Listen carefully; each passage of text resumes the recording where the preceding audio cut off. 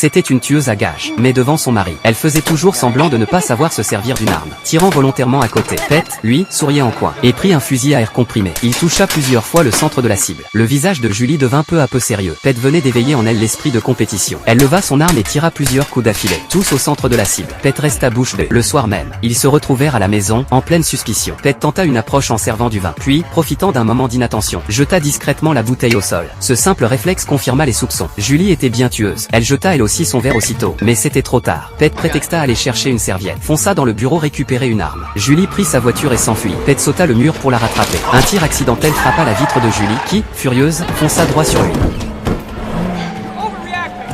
Pete n'eut d'autre choix que de briser la vitre, et se glissa dans la voiture, mais Julie sauta du véhicule en marche pour s'échapper.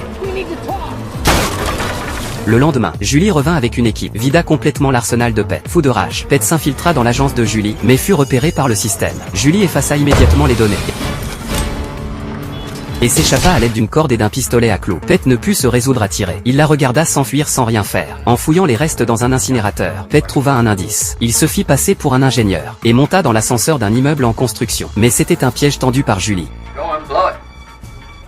Elle voulait seulement lui faire peur, mais un de ses hommes déclencha une vraie explosion. L'ascenseur s'écrasa. Ce fut la panique totale. Julie sortit du véhicule de commandement, mais il était trop tard pour agir. Ce soir-là, elle se rendit à l'hôtel où Pete l'avait demandé en mariage, en larmes.